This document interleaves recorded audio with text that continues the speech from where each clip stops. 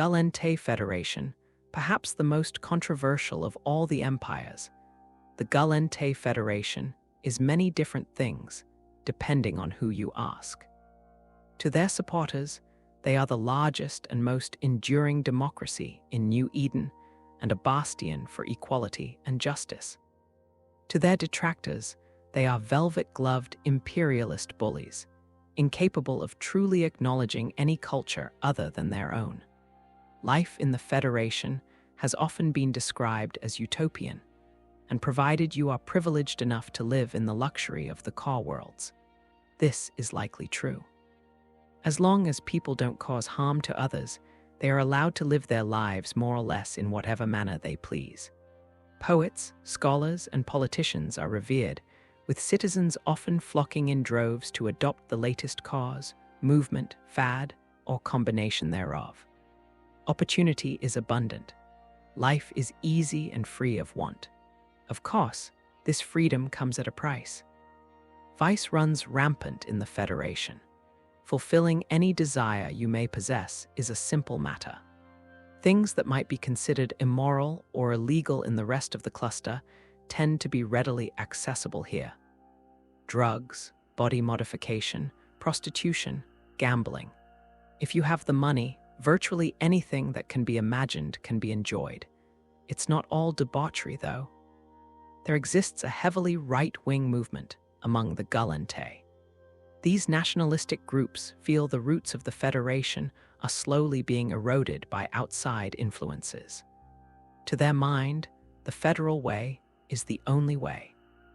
Let the masses have their drug orgies, blissfully unaware that their privilege to do so exists only because certain people are willing to do the more unpalatable work that must be done.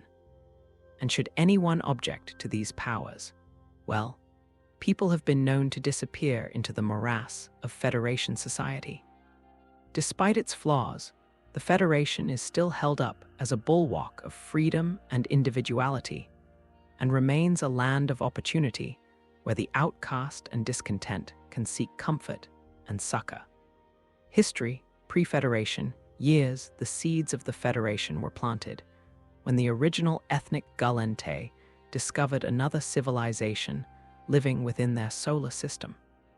Gallente scientists spotted the Caldari entering their industrial age in AD 22,463 and immediately dispatched probes to establish contact. Soon after, they were sending manned missions with the intent of mingling with and assisting what was seen as a primitive people. The Caldari eagerly accepted the Gallente's technology, but remained wary of cultural interference. Even so, the two cultures gradually came to trust each other and work together. Side by side, they discovered Stargate technology and eventually developed the warp drive. This sped their ability to explore and colonize the cluster. The Gallente took charge, somewhat to the detriment of the Caldari, who were occasionally treated as an afterthought when it came to interstellar politics. The Gallente encountered several more races in turn. First were the Intaki, a low-technology race living on a lush, jungle-covered planet. The Intaki were far more open to Gallente culture than the Caldari had been. Quickly embracing the new technology, they took to the stars. Soon after, the Gallente came into contact with the Mana, a group of divided nations who had long been at war with each other. In this case, since several of the more powerful Mana nations were slave owners, Gallente intervention proved problematic. Initially, the Gallente tried to ply the slavers with technology, expecting them to give up their practice in return for great strides forward in technological capacity. When the slavers failed to uphold their end of the bargain, the Gallente wasted no time in giving all their technology to the slavers' enemies, in addition to helping them form a unified coalition. Only a few years later, the slavers had been defeated. Soon enough, all the nations under the Gallente banner had begun establishing independent colonies in the Verge Venda region. And as there were no rules or regulations on colonization, This is where the first real conflicts between them arose. Many times, planets claimed by one nation were colonized by another, leading to heated disputes which often ended in bloodshed. Eventually, the Gallente decided the best way to bring peace to their part of the cluster was to propose an interstellar federation of nations. Birth of the Federation, the diplomatic union of independent states known as the Federated Union of Gallente Prime, more commonly known as the Gallente Federation, was officially founded in AD 23,121. The Gallente, Intaki, Manar, Koldari, and many of the independent states of Venda were signatories to the Federal Charter, which outlined the rights of all states and all the regulations they were expected to follow. The primacy of the Gallente in the Federation owed to their domination economically, technologically, and in sheer population. Along with the Federation came many of the institutions that govern it today. A Senate was convened to represent the interests of each of the members, with senators democratically elected from the constituent nations. From among them, they would elect a president. While no Supreme Court was established, a special Senate committee was put together to adjudicate international disputes. Finally, a combined navy was created, primarily to patrol against piracy and keep the peace. A lack of communication. One of the first missions of the newly minted Federation was a rapid expansion of their colonization efforts. With a centralized bureaucracy directing efforts, exploration of the region now known as EvE was swift. The Manar were aggressive in settling the region, putting pressure on the new Federation by settling on several worlds already claimed by other federal member states. It quickly became apparent that these issues were largely caused by the sluggishness of interstellar communication protocols. Fortunately, these growing pains were soon solved with the discovery of faster-than-light (FTL) communications by the Gallente scientist Lai Asbel. Within a year, the Federation was constructing comm relays all across explored space. Gallente hegemony, while the new FTL network enabled the Federation to expand and explore more easily, it had another unexpected effect. The Gallente were now able to quickly export their massive diversity of media, carrying their culture and ideals directly to the doorsteps of billions who had previously only known them as distant influences. This led to a fairly rapid shift in attitudes throughout the Federation's constituent states, a secondary effect which aligned the majority of them more closely with the culture and morals of Gallente Prime. The issue of human rights became an interstellar concern. The Gallente-dominated Senate convened to propose a new constitution, which would turn the Federation from a collection of sovereign states into a singular political entity. While the majority were in favor, the primary objections came from the Koldari and, to a lesser extent, the Intaki. Eventually, the Gallente had their way, and the Manar, Intaki, and Koldari were no longer independent from the Gallente. They were now united under one banner. Outbreak of war. The Koldari had long chafed against the Gallente's larger population, more robust economy, and superior technology. For decades, the megacorporations who had come to oversee Koldari life had been secretly spreading beyond the reach of the Gallente, founding hidden colonies, and thereby violating several of the Federation's directives. When this was discovered, the Senate quickly organized an emergency summit demanding the Koldari megacorporations relinquish the colonies. The corporations, by this time the most influential factor in Koldari life, balked at the proposal, and after meeting in an emergency session, the CEOs of the top 8 corporations on Koldari formed a ruling body named the Chief Executive Panel, more commonly known as CEP, and declared their independence from the Federation. The new nation would be called the Koldari State. the federally sanctioned Koldari government showed firm solidarity with their old compatriots, yielding control of their militaries and resources to the CEP.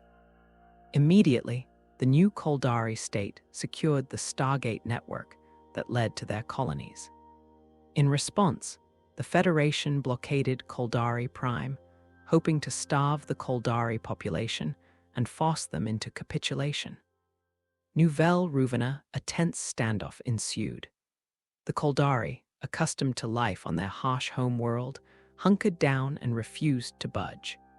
The Gallente, assured of their own superiority, believed it was a simple matter of time before the Koldari would give in. For months, the stalemate dragged on.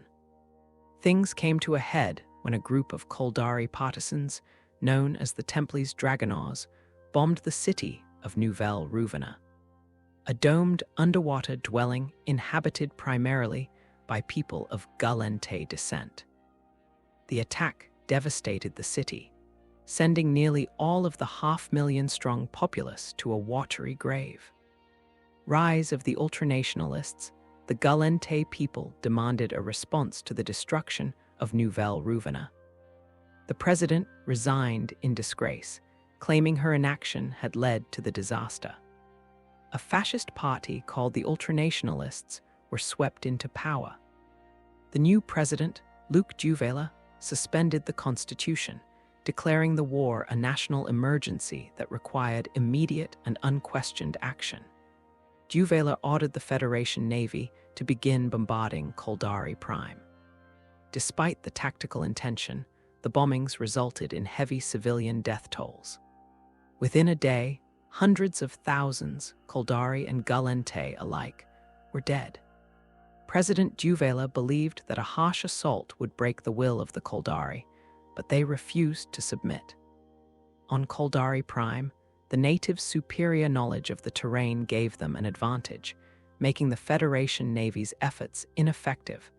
Mourning of reason, the Koldari were internally divided. Some members of the CEP favored capitulation, while others insisted on fighting.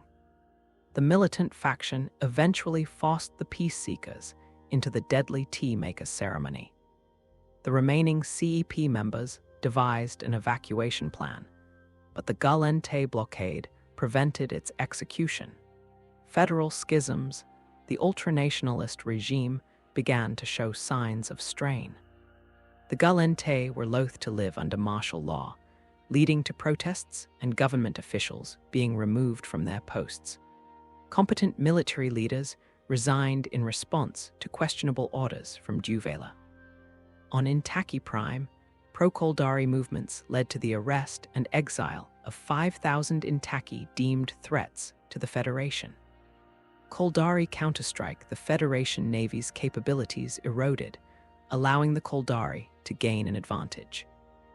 Admiral Yakia Tovoltoba led a guerrilla-style counterattack on Gallente Prime, diverting Federation resources and allowing the Koldari Navy to focus on evacuation efforts.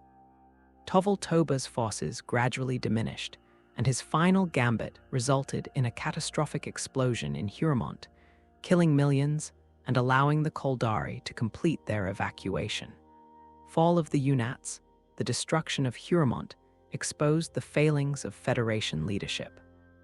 Military desertions became rampant, and protests erupted daily.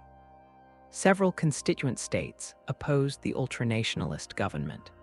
President Duvela admitted defeat and lifted martial law. The Senate passed a vote of no confidence, and Duvela stepped down. Rest and reconstruction, the new president faced several challenges. Rebuilding Koldari Prime was essential due to its economic and symbolic importance. The bombardment of Koldari Prime was seen as attempted genocide, leading to the arrest and trial of Duvela and other UNAT leaders. The war with the Koldari shifted from hot to cold, with small border skirmishes replacing grand offensives. The Amar Empire, in AD 23,180, the Gallente made first contact with the Amar. Despite their cultural differences and the Amar's practice of slavery, the the two sides negotiated treaties, leading to an uneasy peace. The war continues. The Gallente Caldari War began to heat up again.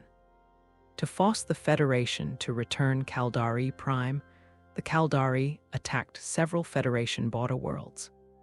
The Federation retaliated by striking Caldari colonies and attempting to capture territory. The Caldari gained an advantage with their development of single-man fighters, outmaneuvering the larger Gallente ships. The Gallente developed combat drones, which changed the scenario drastically, swinging the tide back in their favor. The conflict returned to a stalemate when the Caldari introduced upgraded fighters. Minmatar assistance, the plight of the Minmatar enslaved by the Armar-angered Federation citizens. While open military intervention was risky, elements within the Federation covertly supported the Minmatar rebels. When the Armar attempted to invade the Jove Empire, the Minmatar rebelled en masse. The Federation overtly provided weapons and advisors, helping the Minmatar carve out significant territory. The Minmatar Republic's governmental institutions were modeled after the Federation's. Ianau Asta, the war with the Caldari, had been a stalemate for decades, but in AD 23,224, the Caldari frigates became more dangerous. The Jove provided the Caldari with the hydrostatic capsule, allowing single-crew operations.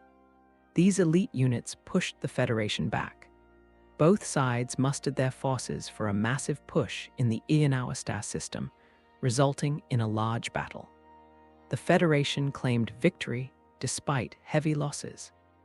The war ends. Gallente entrepreneur Aedanus Elaban became president and ordered the Federation Navy to adopt defensive positions. He recalled forces from Caldari-claimed space, except Caldari Prime.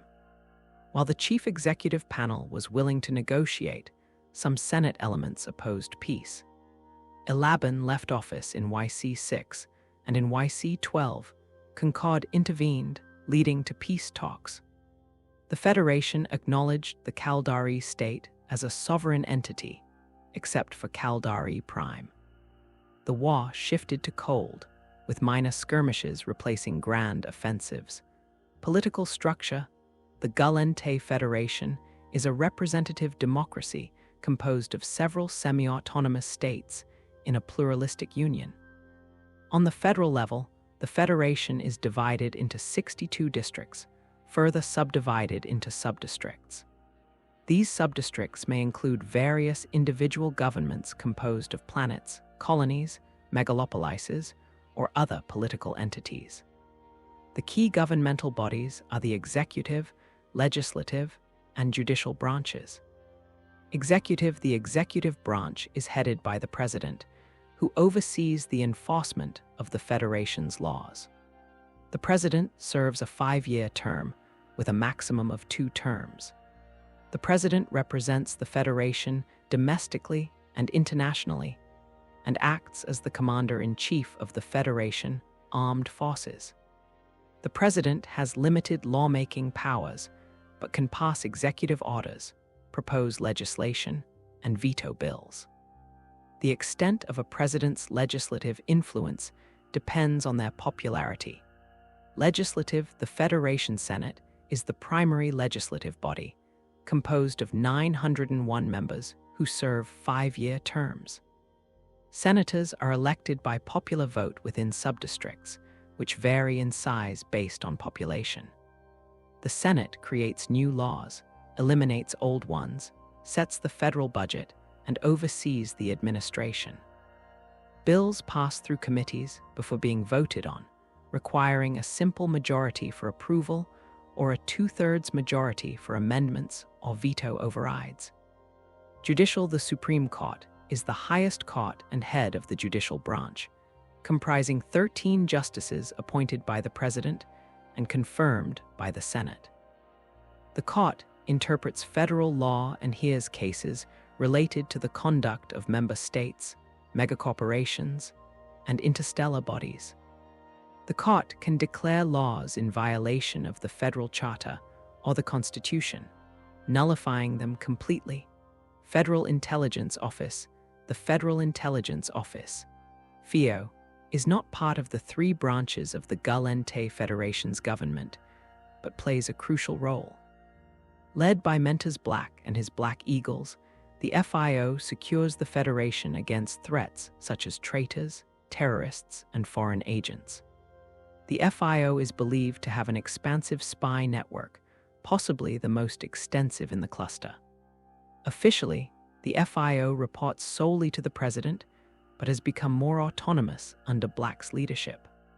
Some view the Black Eagles as secret police, while they claim to protect the Federation itself. Culture and religion. The core value driving the Federation's culture is personal liberty.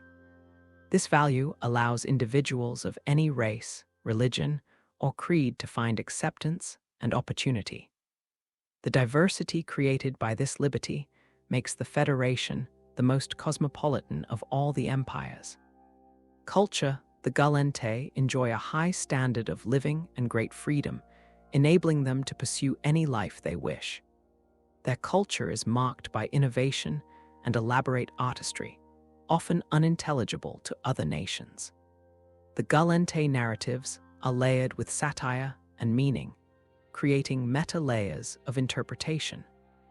The Federation is home to a wide variety of cultures and subcultures, freely mingling in cities like Crystal Boulevard on Gallente Prime. Religion in the Federation is diverse and constantly evolving. New creeds appear regularly, often combining elements of existing religions and philosophies. Gallente religions tend to focus on individual happiness rather than strict dogmas. Rituals often include herbal or chemical assistance for communing with higher powers. The Amar view Gallente religious activities as drug parties, but many genuinely seek spiritual truth. Politics. The Gallente Federation values freedom, but this comes with costs. The only things generally considered illegal are those that harm others.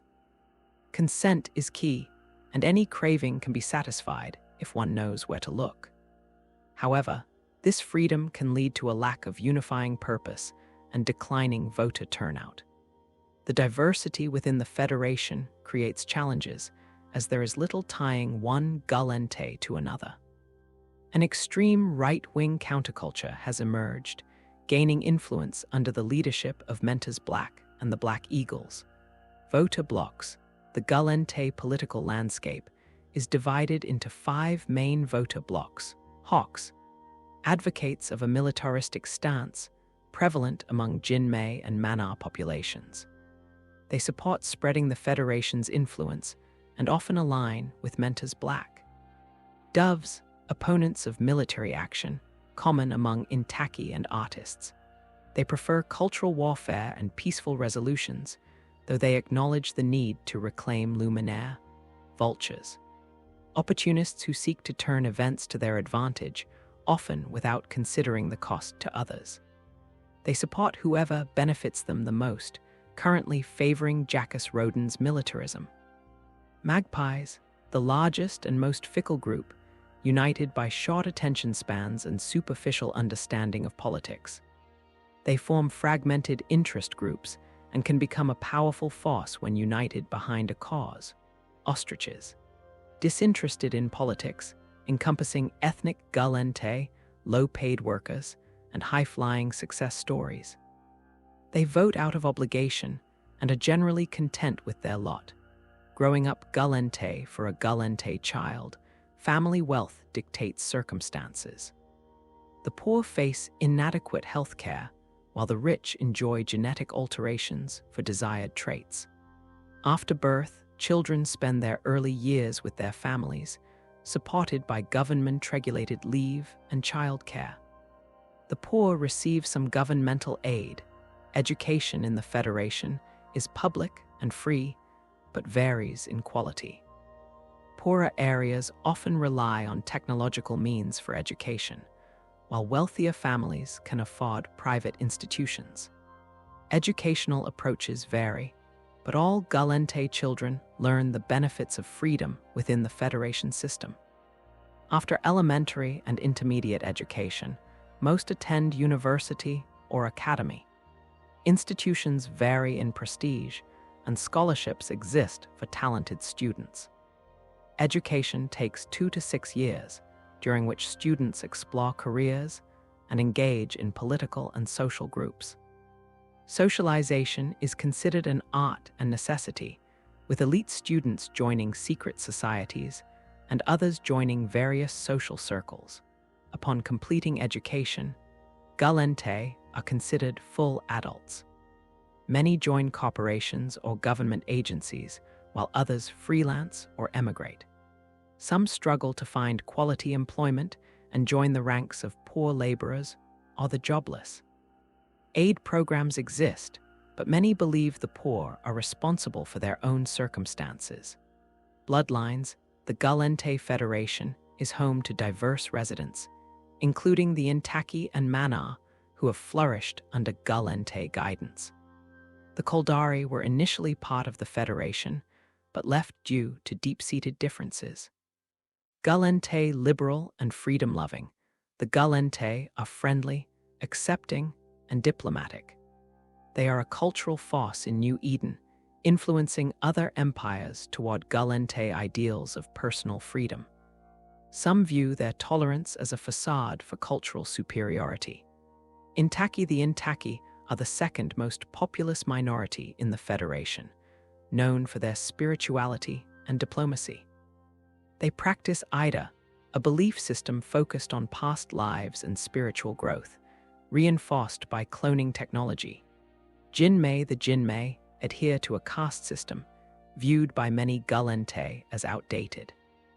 The Sang do caste rules, with the San Go serving as officials and businessmen, and the Jing Ko being more affluent than Ama commoners. Manar the Manar are headstrong, nationalistic, and contribute significantly to the federal military. They are one of the oldest members of the Federation. Other bloodlines, the Federation's ethnic diversity includes large Minmata and Koldari populations. Many Minmata left their republic for better lives, while Koldari descendants integrated into Gallente culture. Some Amar arrived as missionaries, while others sought freedom from religious indoctrination. The Gallente Federation is characterized by its liberal, freedom-loving society that values personal liberty above all else.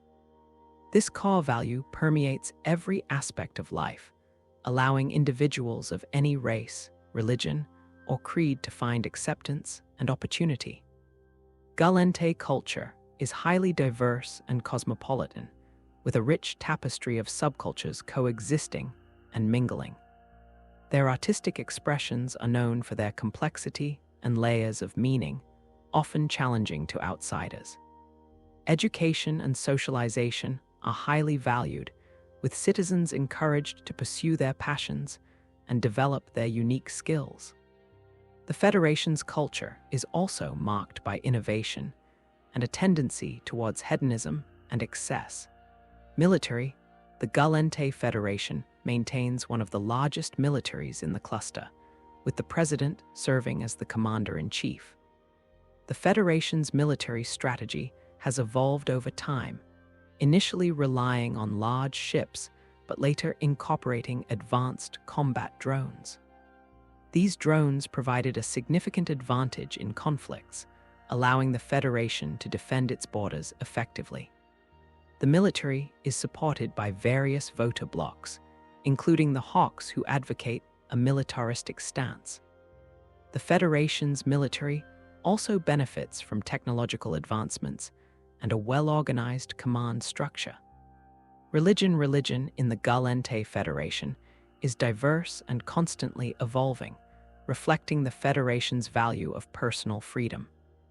New religions and belief systems frequently appear, often blending elements of existing philosophies. The Intaki, one of the significant minorities, practice Ida, a belief system focused on past lives and spiritual growth. Gallente religions tend to be informal, emphasizing individual happiness over strict dogma. Rituals often include herbal or chemical assistance for communing with higher powers. Despite some criticism, many Gallente genuinely seek spiritual truth, and religious practices remain an integral part of the Federation's diverse society.